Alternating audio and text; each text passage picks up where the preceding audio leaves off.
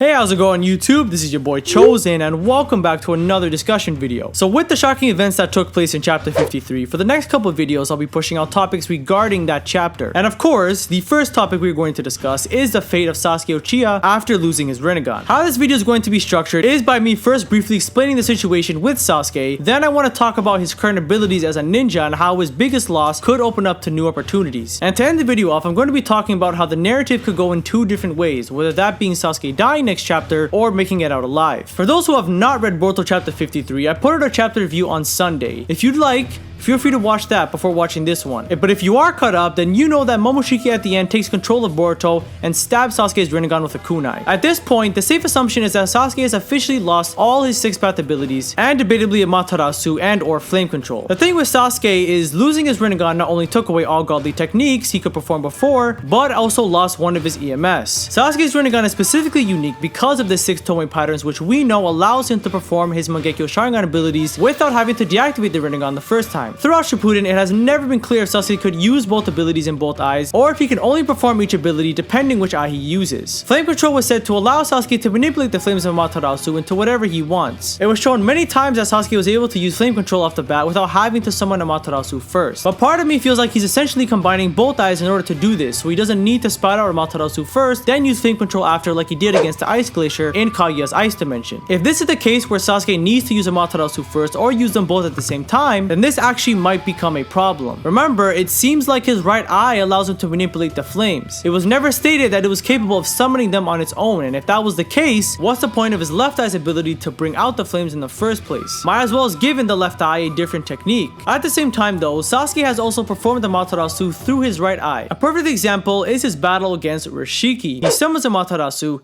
then uses flame control to wield an Amaterasu blade all through one eye. So essentially, he used his right eye to perform both techniques. I honestly wish this was cleared up more because it is pretty confusing as if we look at Kakashi. He was not able to perform both Kamui techniques until Obito gave him both Sharingans. I'm sure this will get cleared up in the future if Sasuke even makes it out alive in chapter 54. But yeah, for the sake of it, and especially based off of how badly Sasuke has been getting whooped, I'll give him a break and honestly just say he should be able to use both abilities. Now the thing is, Mangekyo or not, even with Sasuke's base Sharingan, he is still very much strong. He still has kinetic sight, elite level Genjutsu, which was shown to read and erase people's memories. He can also copy his opponent's ninjutsu, so against Jonin or even Kage level threats, Sasuke should be able to handle his own. Oh, and I forgot to mention he can also perform Izanagi, which allows him to rewrite certain past events as if they never happened, which basically puts his user into a limited state of invincibility. Although I'm pretty sure the cost of it is the actual eye itself. I believe whichever eye Izanagi is performed in, the user essentially goes blind. So knowing how Sasuke just lost his left eye, maybe using Izanagi in the future may not be the right choice. He is also proficient in lightning and fire style, and lastly,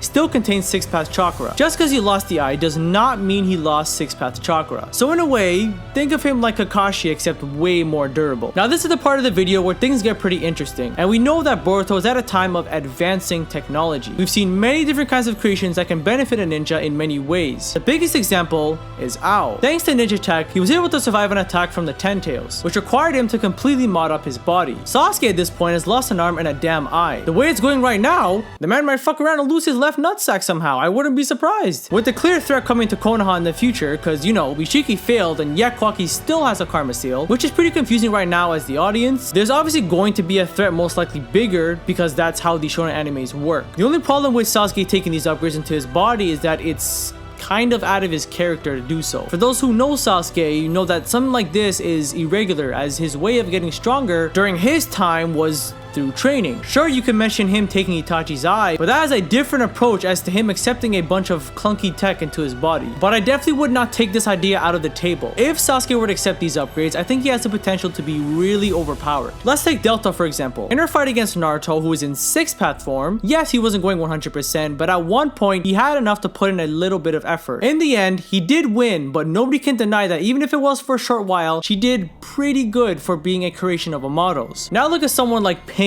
Imagine if KCM2 Naruto fought Pain instead of Sage Mode. That fight would have been done in seconds. Amato was able to create and modify someone that was able to do decently well against Sixth Path Naruto. Again, I know he was not trying, but at the end of the day, his goal was to destroy her, and he wasn't doing it in a couple seconds like he would against Pain. So looking at what kind of things Amato was able to do, imagine what upgrades he could make with Sasuke. Again, it probably is unlikely as it doesn't really fit Sasuke's character, but the idea is there, and I think it would be pretty cool to see Sasuke accept some modifying parts to his body. I'm talking things like absorbing ninjutsu, which is one of the basic Sixth Path abilities, using all 5 chakra natures through the ninja text, increased chakra reserves. I'm just saying it would benefit him, but who knows? Now, of course, all this talk about Sasuke's future abilities wouldn't matter if he's dead next chapter. And now I'm going to lean on over to talking about the future of Sasuke's character. Based off of the way I'm seeing the direction the narrative is going for the Boruto manga, I feel like their reason for writing off Naruto and Sasuke, or at the very least losing their power, is so the next generation can finally step up and feature in these kind of big moments. All 3 times when Natsuki is involved in the story, Naruto, Sasuke, or Boruto are heavily involved. And I mean, it's logical. There's no flaws with that, because what the fuck is Chojo supposed to do against Urashiki or Momoshiki? As of now, it makes sense if the next generation cast gets hold off to low level or decent level fights. They're not at that point yet. But with Ikemoto heavily hinting the time skip, I think their intentions with writing out Naruto and or Sasuke is to finally open up the bridge to these next gen's characters in the time skip so they can get some real shine and development. In the time of peace, none of them know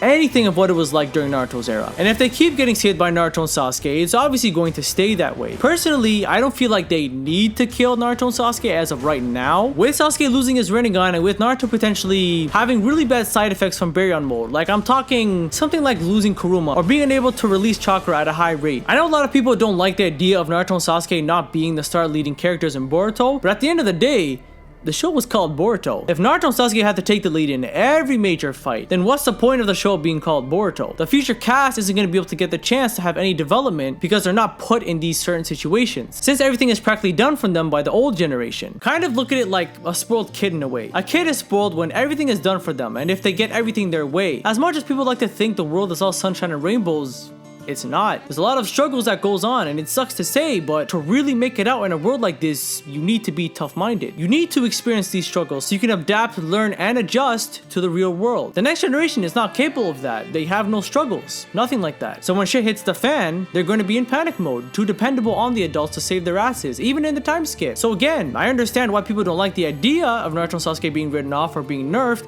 but the show is called Boruto. So at the end of the day, Kishimoto is going to write the story that focuses more on the completion of the next gen cast and not Naruto and Sasuke. Naruto's story is basically complete. He did everything he wanted to and became a great Kage. Sasuke, on the other hand, I still think has more to his character that Kishimoto can touch on. I don't think Sasuke's story is necessarily complete. If you look at small things like whenever Sasuke's past is brought up, he makes a certain face or is unable to keep eye contact with that person, which shows insecurity, or he hasn't really let go or forgiven himself for the mistakes he made in the past, which even Naruto tried to talk to him about, but he quickly shut down. Before Sasuke's story ends, I kind of want to see him really approach or overcome this trauma that clearly still really bothers him to this day. But at this point, I think I'm just rambling on, so I'm probably going to end it here for today. Thank you guys for watching today's video, and what direction do you think they're heading in with Sasuke's character? Do you think he's going to die in chapter 54, or do you think they have a purpose for him later on in the time skip? This has been your boy Chosen, and I'll catch you on the next one.